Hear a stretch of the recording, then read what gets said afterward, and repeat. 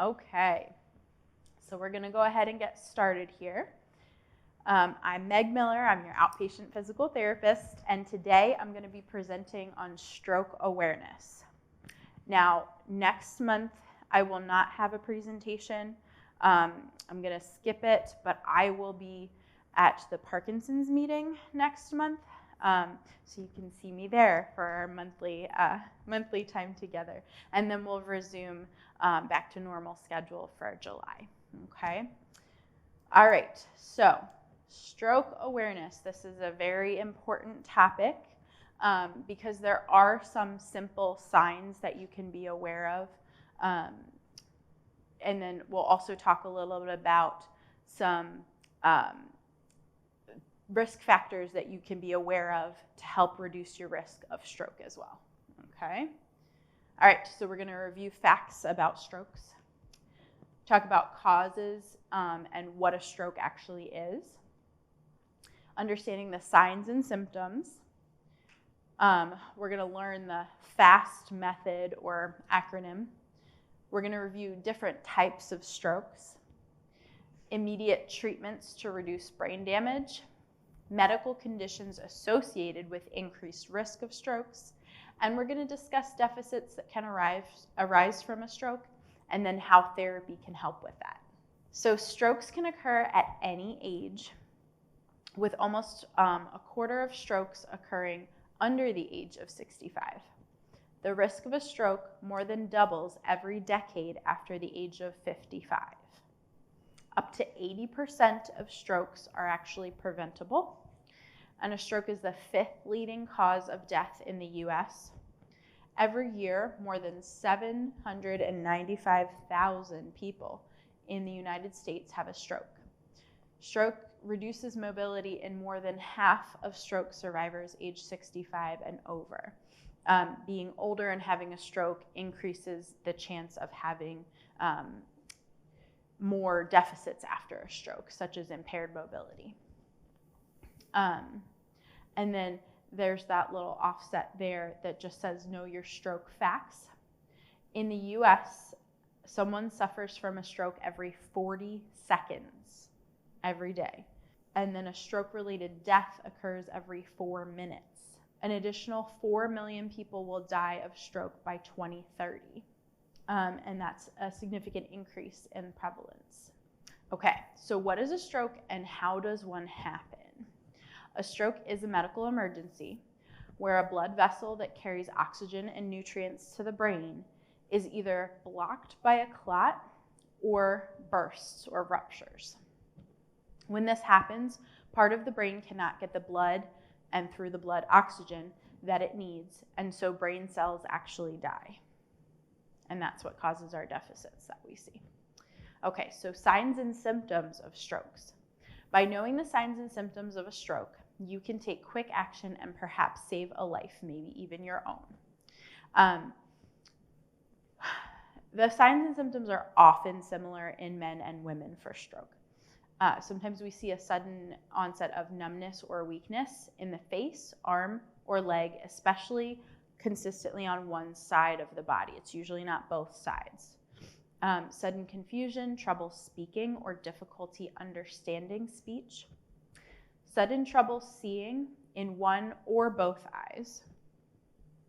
Sudden trouble walking, dizziness, loss of balance, or a lack of coordination. And then a sudden severe headache with no known cause. If you experience any of these symptoms, you want to call 911 right away because they are all pretty predictive of a stroke.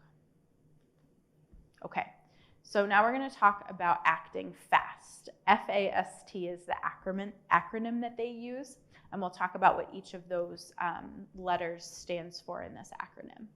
So stroke treatments that work best are available only if the stroke is recognized and diagnosed by a medical professional within 3 hours of the first symptoms. So it's not something that you want to wait on and just see, oh, it might get better.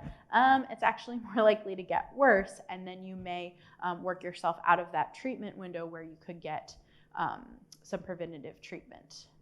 So we want to spot the signs of a stroke fast. During a stroke, every minute counts. You could save a life by recognizing these signs. So first letter is F, face. We often see a facial droop on one side. So the way to check for this is to ask the person to smile. And if one side of the face droops, that's a positive sign of a stroke. And then we'll go to A, arms. We want to ask the person to raise their arms. And if one arm is weak or one arm just doesn't raise at all, that's a positive sign for a stroke. Next is speech. We want to ask the person to speak. And if their speech is slurred or significantly different from how they normally speak, that's again another positive sign.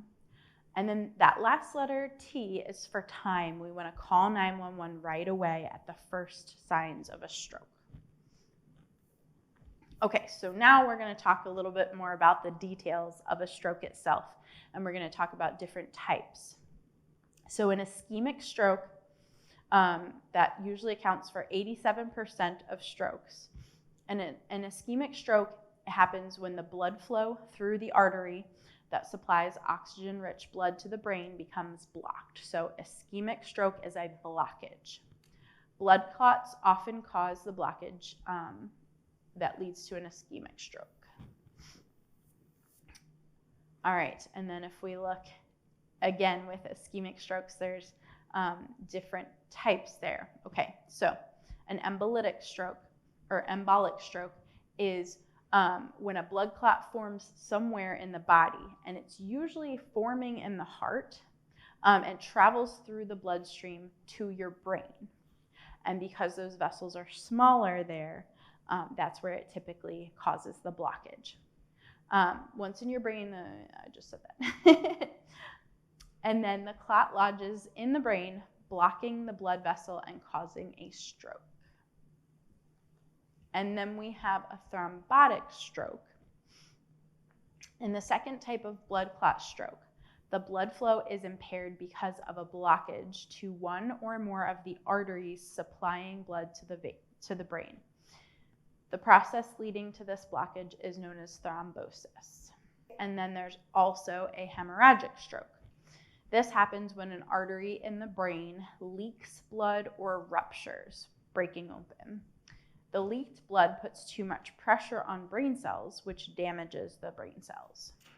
High blood pressure and aneurysms, which are balloon-like bulges in an artery that can stretch and burst, are examples of conditions that can cause a hemorrhagic stroke. And one thing that's difficult about hemorrhagic strokes, especially from an aneurysm, is that we don't always know that that aneurysm is present until it does rupture. Two types of hemorrhagic strokes. We have intercerebral hemorrhage and then subarachnoid hemorrhage. So intercerebral is the most common type of hemorrhagic stroke, and it occurs when an artery within the brain bursts, flooding the surrounding tissues with blood. Then we have a subarachnoid hemorrhage, which is less common, but it refers to bleeding in the area between the brain and the thin tissues that cover it. That can sometimes happen after a fall or trauma to the head. Okay, and then if we talk about TIAs, which are transient ischemic attacks. So sometimes you'll hear people say that, and sometimes people use it interchangeably with stroke, but we're going to talk about what's different here. So a transient ischemic attack, or a TIA, is sometimes called a mini stroke. It's different from the major types of stroke because blood flow to the brain is blocked for only a short time, usually no more than 5 minutes. You can see that if we're only blocked for no more than 5 minutes, we're not going to have as much cell death, which means we shouldn't have as much lasting debility from that event. So a TIA is a warning sign of a future stroke.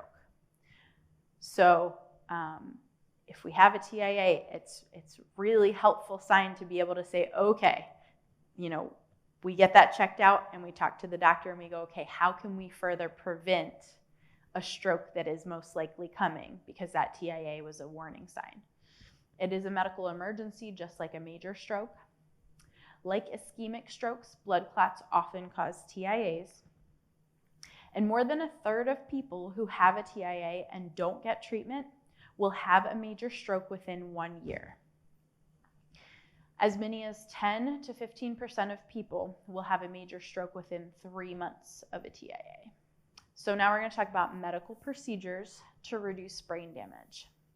If you get to the hospital within those 3 hours of the first symptoms, you may be able to receive medicine called thrombolytic, which means clot busting drug. And what it does is it breaks up the blood clot, right? Okay, so the blood clot is what caused the blood to not flow to the brain. So if we can break that blood clot up, then we can reduce brain damage from the stroke. So tissue plasminogen activator, or TPA, is a type of thrombolytic that improves the chances of recovering from a stroke. Studies show that patients with ischemic strokes who receive TPA are more likely to recover fully or have less stability than patients who do not receive the drug. But little caveat here, okay, just because you get there within the 3 hours and they determine that you are having a stroke, that doesn't immediately make you a candidate for a thrombolytic or for TPA, because it depends on the type of stroke that you're having. So procedures can also be done to stop the bleeding and save blood tissue. For example, endovascular procedures may be used to treat certain hemorrhagic strokes. The doctor inserts a long tube through a major artery, usually in the leg or the arm, and guides the tube to the site of the weak spot or the break in the blood vessel, right? Because we're talking about a hemorrhagic stroke. So we've had a rupture in the blood vessel in this case. The tube is then used to install a device, such as a coil, to repair the damage or prevent additional bleeding. And then there's also some surgical treatments. For hemorrhagic strokes, we can sometimes treat them with surgery. If the bleeding is caused by a ruptured aneurysm, a metal clip may be put in place to stop the blood loss. Again, so those were surgical procedures for hemorrhagic strokes where we have a full rupture. Okay, so now we're going to talk a little bit more about risk factors for stroke. So as with most things, we have controllable and non-controllable risk factors, right? So the most important ones to talk about are the controllable ones because we can do something about them. So controllable risk factors, then again, we have them falling into one of two categories: lifestyle risk factors that can often be changed, and then medical risk factors that can usually be treated or potentially treated more effectively. And both types can be managed best by working with your doctor, who can prescribe medications and advise on exactly how to adopt a healthy lifestyle. What things are you doing well? What things do you need to work more on? Okay, so one of the other aspects to that, so we had our controllable risk factors, and then we have our uncontrollable risk factors. So we'll briefly talk about these, but can't do anything about your age, your gender, your race, or your family history of stroke or TIA. All right, so back to the controllable ones. They're the important ones to talk about today. High blood pressure. It's important to know your blood pressure if the top number, or systolic, is consistently above 120, or if the bottom number, diastolic, is consistently over 80. That's a time to talk to your doctor if you're not already. You want to have your blood pressure checked at least annually, but if it's elevated, you want to work with your doctor to keep it under control. And if it's elevated, you also need to be monitoring it yourself some too. And if you have any questions on monitoring your blood pressure, I would refer you to the handouts that I have in the Commons Fitness Center from my presentation on blood pressure, on high blood pressure. I have a blood pressure log, and I have some other fun tips on how to bring your blood pressure down. High blood pressure or hypertension is a leading cause of stroke. All right, so this one's a controllable medical risk factor. So atrial fibrillation is an irregular heartbeat that changes how your heart works and allows blood to collect in the chambers of your heart instead of being pumped out as soon as it enters the chambers. So we've got it sticking around where it shouldn't, basically. Blood that is not moving through your body can cause clotting. Makes sense, right? You have an injury, and that blood starts to collect there, and then it starts to clot. That's what it's supposed to do. But in this case, your blood can actually clot while it's sitting in your heart because it's meant to be moving. Our blood is meant to be moving through our system at all times. Okay, so the beating of your heart then can move one of these blood clots into your bloodstream and cause a stroke. If you have AFib, your doctor may choose to lower your risk for stroke by prescribing medicines called blood thinners. Aspirin and Coumadin are the most commonly prescribed. And again, all of that would have to happen directly through your doctor. They do all the dosing and fun stuff with that. Okay, another controllable medical risk factor is cholesterol. Having high cholesterol is a predictive factor for stroke.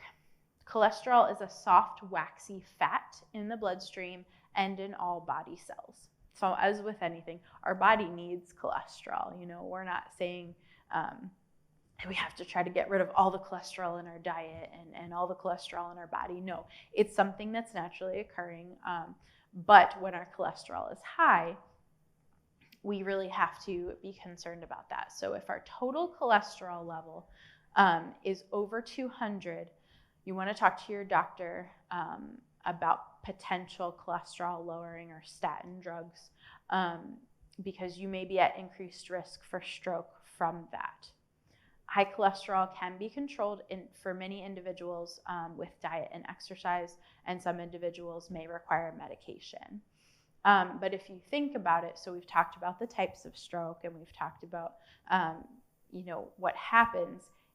That cholesterol can collect, as in that picture, on the inside of those blood vessels. So if we're reducing that space inside the blood vessels, then we have more of a risk of a clot getting stuck if a clot does travel through that area. The cholesterol and other plaques and substances that can collect on the inside of the vessel walls can also thin the lining of the vessels and make them more likely to rupture as well. So it's risk for both types of stroke that increase. Okay, and then if we talk about diabetes, that's another controllable medical risk factor. It's a chronic health condition that affects how your body turns food into energy. And, we talk about insulin resistance, and insulin is critical in that process. So we want to follow our doctor's advice carefully to control our diabetes. Often diabetes can be controlled through careful attention to what you eat. And then there are also many helpful medications if you need that as well. You want to work with your doctor and your dietitian to develop a healthy eating program that fits your lifestyle. Okay, this one hopefully we don't have to talk about too much, but we will mention it because it never hurts to say how bad smoking is. Tobacco use and smoking definitely increase the risk for stroke. Smoking increases blood pressure and reduces oxygen in the blood. High blood pressure is a major risk factor like we talked about. Tobacco smoke contains over 4,000 toxic chemicals, which are deposited in the lungs or absorbed in the bloodstream, damaging blood vessels, and that includes the newer vaping and all of that nonsense. You're still using a tobacco product, so it's still got all those nasty chemicals. Smoking also makes the blood stickier, which can lead to blood clots. Smoking doubles the risk for stroke. If you stop smoking today, your risk for stroke will immediately begin to drop.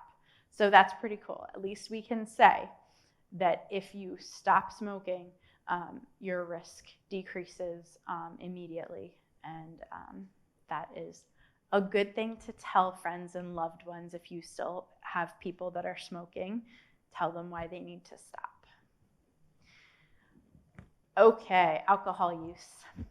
Again, this is one that we shouldn't have to talk too much about because we're really talking about excess here.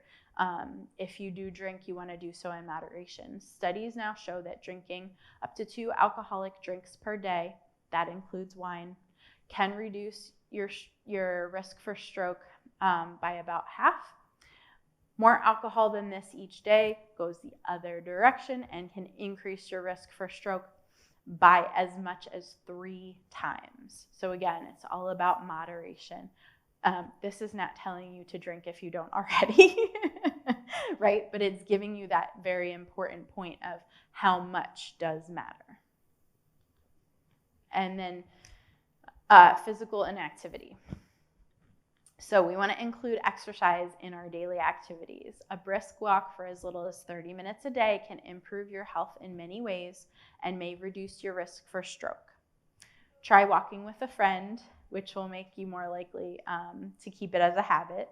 And then make time each day to take care of yourself by exercising. I like to talk about exercise in terms of, okay, you have the things that you need to do during the day, and you may move some while you do them, and that's great, but you need to make the time to do extra physical activity that you wouldn't have done in a normal day in order to be getting enough physical activity. Short little walks frequently throughout the day are sometimes better than one long walk and then sitting around for the whole rest of the day, right? Because we got to keep that blood pumping, we got to keep that metabolism up. So short little bursts of exercise, and like it says, a brisk walk for as little as 30 minutes a day, we know that that does help reduce our risk. Okay, another controllable medical risk factor is obesity. By cutting down on sodium and fat in your diet, you may be able to lower your blood pressure and lower your risk for stroke. We want to work towards a balanced diet each day with plenty of fruits and vegetables and grains, a moderate amount of protein, meat, fish, eggs, milk, nuts, tofu, and some beans being your major sources of protein. I love that this is a moderate amount of protein. We don't want to give our body more than it can handle, right? Because anything that we give it more than what it can handle is just going to get turned to fat. It doesn't matter what it started as, it's going to go to fat.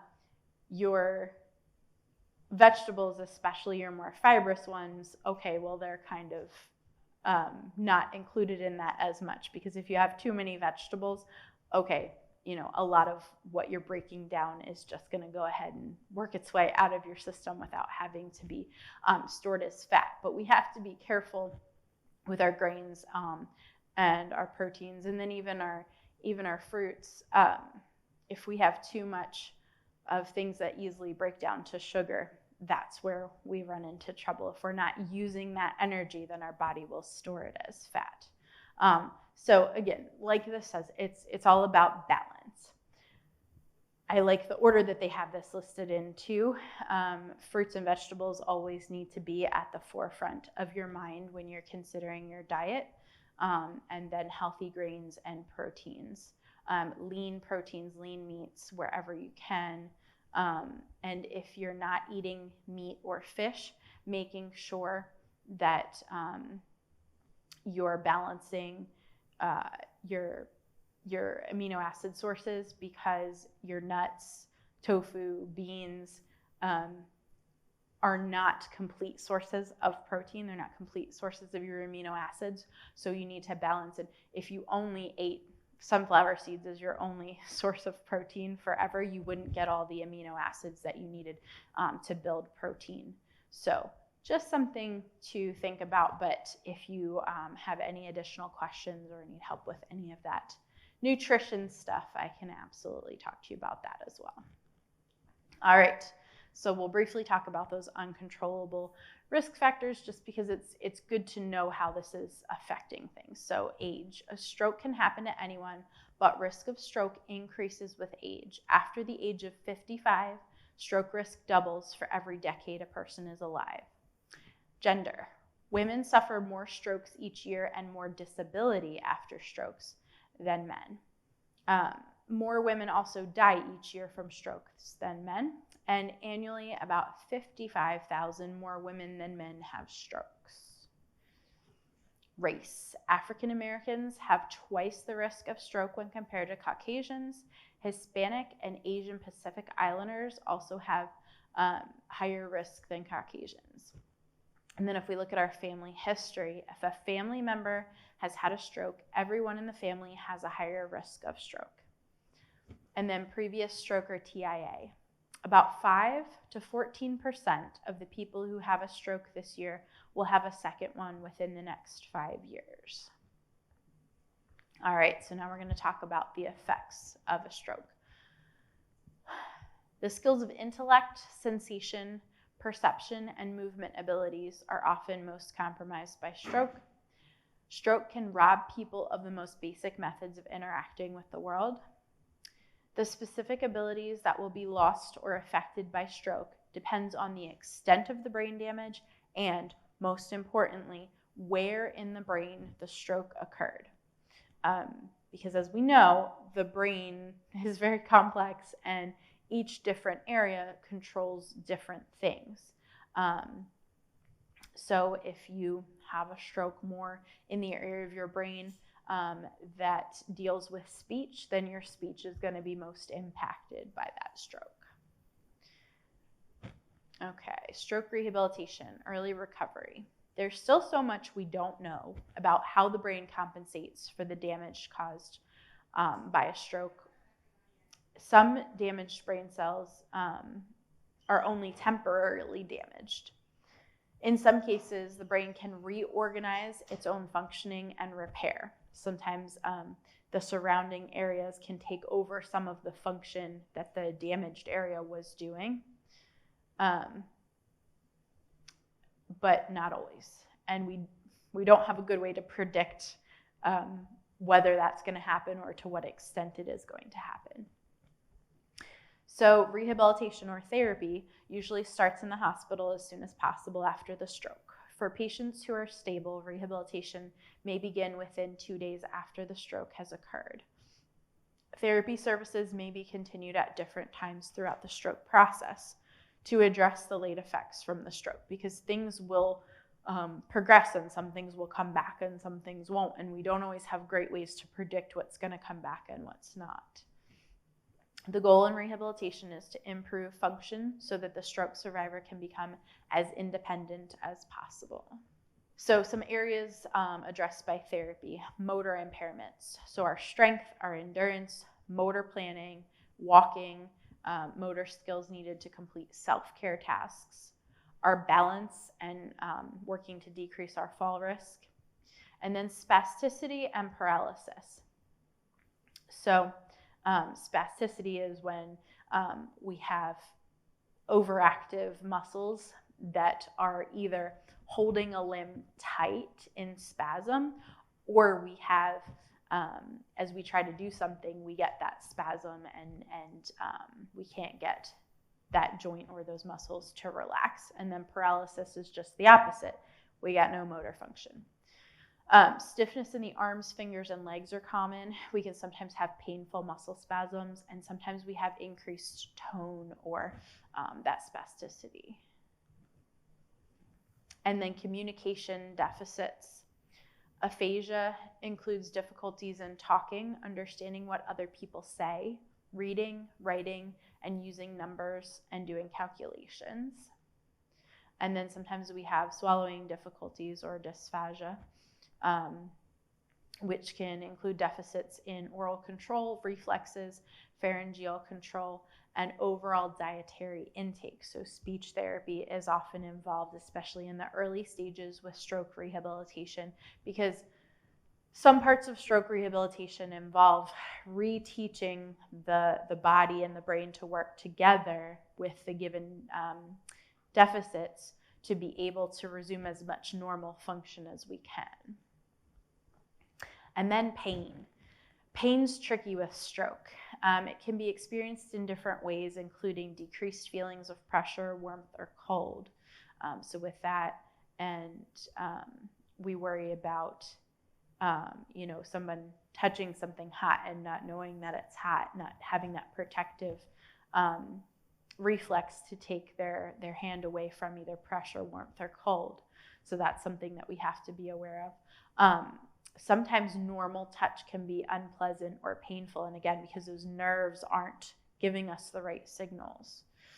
And sometimes we can feel more pain with emotional stress, cold, or movement. So again, any stress to our system can sometimes bring on different pain.